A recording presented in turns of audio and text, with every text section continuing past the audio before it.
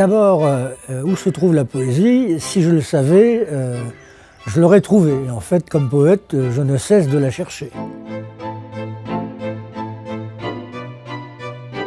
En regardant autour de moi, j'ai reconnu beaucoup d'artistes, des créateurs, des plasticiens, des musiciens.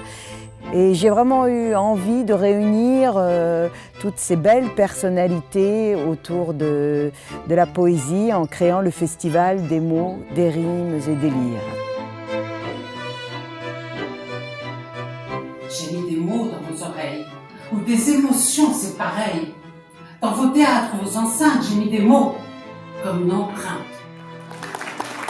On sait que beaucoup de gens écrivent voilà, chez eux, en cachette, je dis en cachette. Et voilà, je leur ai dit, venez au festival, au Café Poésie, venez lire, chanter, rythmer des mots, des sons. Et les gens viennent et voilà, partagent aussi une part de leur vie, de leur expérience avec un public, avec nous.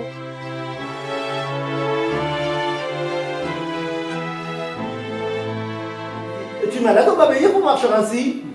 Oh, pour la santé, ça va. Mais vois-tu, c'est moi qui l'ai maintenant, le gros mot. Le plus gros mot du monde. Et j'aimerais bien le confier à quelqu'un un bref instant pour pouvoir me reposer et continuer mon chemin. C'est un festival multigénérationnel.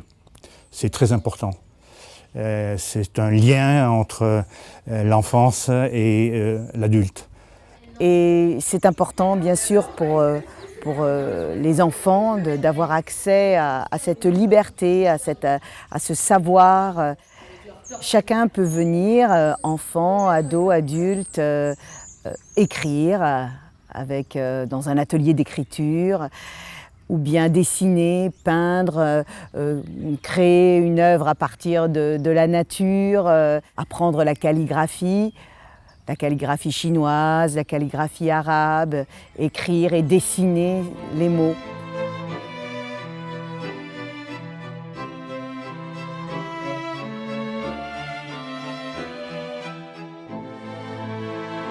Dans mes œuvres, ici, il y a les poèmes suspendus qui se trouvent là-bas dans la salle. Et vous avez par exemple ici le tableau vert qui est en bas là, qui, dans le calife Omar ibn Khattab, c'était un calife qui est venu après le prophète Mohammed. Et ce calife ne parlait pas que de religion.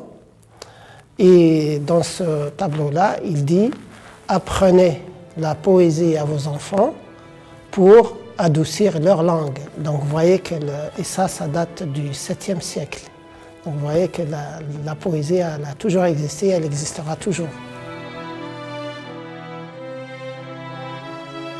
Elle dit à son mari, mon père, qu'il est plus dégueulasse que les boches en me tirant dessus avec un petit suisse. On accueille quelqu'un de très important dans la poésie qui est Roland Nadeau.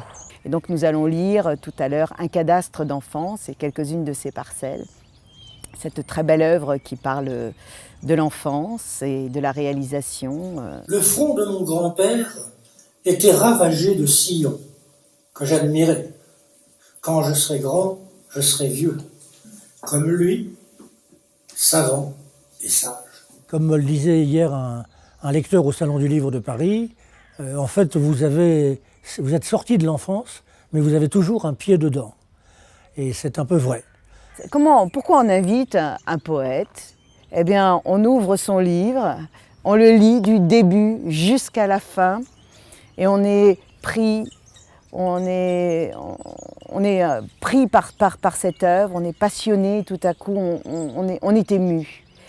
Et on décroche son téléphone, on dit allô, voilà, vraiment, votre œuvre m'a touché. Je suis très content de pouvoir le lire avec Sylvie, qui est une merveilleuse lectrice, et puis lui dire toute mon admiration pour le travail qu'elle fait avec 3 bouts de ficelle, 4 pommes de pin et l'aide de la ville de Gif, mais surtout beaucoup de bénévoles et de gens qui travaillent pour défendre la poésie. C'est rare. Il n'y en a pas assez en France. J'ai toujours recherché, depuis que je fais du théâtre, l'art total, ce grand rêve, ce mythe. Cet après-midi, il y aura le spectacle de Laure Escudier qui écrit, dessine et joue la musique.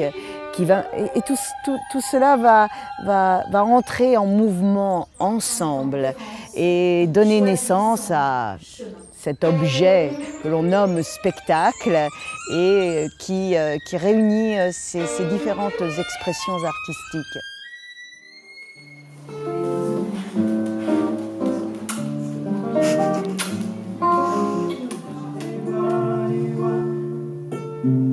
Et également, nous avons souhaité célébrer l'Afrique, puisque l'Afrique est le thème du Printemps des poètes, manifestation nationale dans laquelle on s'inscrit. J'ai demandé souvent, écoutant la clameur, d'où venait l'approchant, le doux chant des rameurs. Nous accueillons la musique, nous disons les poèmes d'Afrique. Voilà, nous voulons aussi célébrer l'Afrique et ses diversités, et sa langue française, et ses rythmes, et son histoire. Sometimes I feel so blue. La poésie est un combat intérieur d'abord, mais c'est aussi un combat pour la faire connaître et surtout faire connaître les poètes auprès du public. Aujourd'hui, beaucoup de gens considèrent à tort que la poésie est quelque chose d'inaccessible, réservé à des initiés, un peu comme l'opéra. C'est pas vrai. Quand on fait des lectures, et cela m'arrive assez souvent, les gens qui ne sont pas forcément des lecteurs de poètes, d'un seul coup, écoutant la poésie, car elle est souvent d'abord faite pour être dite, pas toujours, mais elle est souvent faite pour être dite, à ce moment-là, on s'aperçoit qu'ils découvrent que c'est un univers tout à fait accessible à tout un chacun, qu'il n'y a pas de code particulier, en tout cas, s'il y a des codes, on n'est pas obligé de les connaître pour obligatoirement écouter, recevoir et lire de la poésie. La poésie peut faire peur, peut effrayer, on ne comprend pas, et puis, eh bien, c'est elle qui va nous apprivoiser doucement à travers une image, un son, un mot.